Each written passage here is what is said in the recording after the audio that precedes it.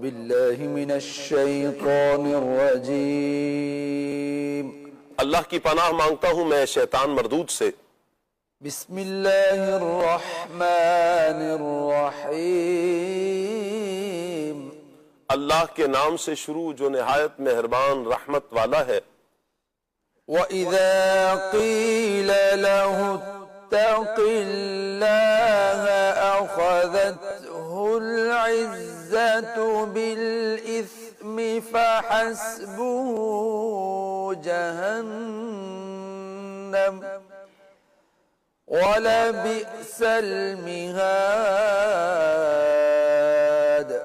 آسان ترجمہ قرآن کنز العرفان۔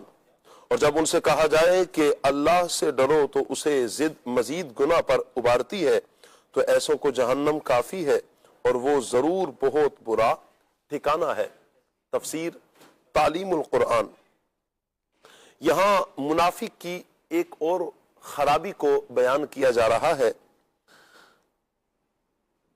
کہ اسے کہا جائے کہ فتنہ و فساد پھیلانے اور مسلمانوں کے اموال ہلاک کرنے کے معاملے میں اللہ سے ڈرو تو ضد اور ہٹ درمی اسے مزید گناہ کرنے پر ابھارتی ہے تو ایسے آدمی کی سزا کے لیے جہنم کافی ہے اور وہ بہت برا ٹھکانہ ہے۔ وَمِنَ النَّاسِ مَن يَشْرِي نَفْسَهُ ابْتِغَاءَ مَرْضَاتِ اللَّهِ وَاللَّهُ رَءُوفٌ بِالْعِبَادِ۔ آسان ترجمہ قرآن کنز العرفان۔ اور لوگوں میں سے کوئی وہ ہے جو اللہ کی رضا تلاش کرنے کے لیے اپنی جان بیچ دیتا ہے اور اللہ بندوں پر بڑا مہربان ہے۔ تفسیر تعلیم القرآن۔ شان نزول حضرت صہیب رومی رضی اللہ تعالی عنہ مکہ سے مدینہ کی طرف ہجرت کے لیے چلے تو مشرکین قریش کی ایک جماعت نے آپ کا تعاقب کیا، پھر آپ نے اس شرط پر انہیں مکہ میں مدفون اپنے مال کا پتہ بتا دیا کہ وہ آپ کا راستہ نہ روکیں۔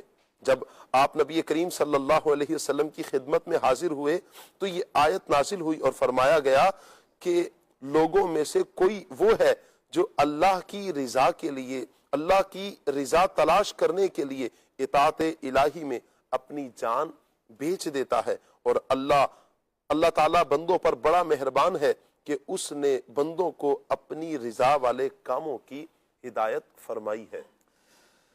یا ایہا الذین آمنوا ادخلوا فی السلم کافہ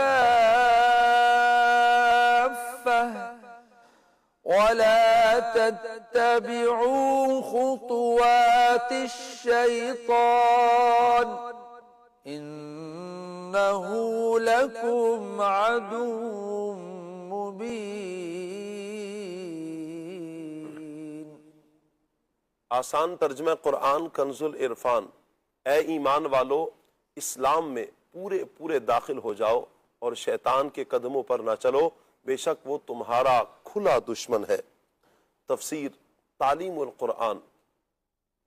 شان نزول حضرت عبداللہ بن سلام رضی اللہ تعالی عنہ اور ان کے ساتھی ایمان لانے کے بعد حضرت موسیٰ علیہ السلام کی شریعت کے کچھ احکام پر قائم رہے کہ اونٹ کے گوشت اور دودھ نیز بروز ہفتہ شکار کرنے سے پرہیز کرتے اور یہ خیال کرتے کہ اسلام میں یہ چیزیں مباح ہیں، جبکہ تورات میں ان سے بچنا ضروری قرار دیا گیا، لہذا اجتناب کرنے سے اسلام کی مخالفت بھی نہیں ہوتی اور تورات پر بھی عمل ہو جائے گا۔ اس پر یہ فرمایا گیا کہ اے ایمان والو، اسلام میں پورے داخل ہو جاؤ، یعنی مکمل طور پر اسلامی احکام کی اتباع کرو اور شیطان کے وسوسوں پر نہ چلو، بے شک وہ تمہارا کھلا دشمن ہے۔ اہم بات، مسلمانوں کا دوسرے دینوں کی رعایت کرنا شیطانی دھوکے میں آنا ہے۔ ان کا گوشت کھانا اسلام میں فرض نہیں مگر یہودیت کی رعایت کرتے ہوئے نہ کھانا، اسی طرح کافروں کو راضی کرنے کے لیے گائے کی قربانی یا اذان بند کرنا یا آہستہ آواز سے اذان دینا اسی میں داخل ہے، اور یہ بڑا سخت جرم ہے۔ درس: مسلمانوں کو چاہیے کہ سیرت و صورت، عبادات و معاملات، ہر بات میں صرف دین اسلام کا لحاظ رکھیں۔ داڑھی منڈوانا، کفار و مشرکین جیسا لباس پہننا، اپنی معاشرت بے دینوں جیسی کرنا سب ایمانی کمزوری کی علامت ہے۔ يا أيها الذين آمنوا ادخلوا في السلم كافة ولا تتبعوا خطوات الشيطان إنه لكم عدو مبين صدق اللہ العظیم۔ جزاک اللہ۔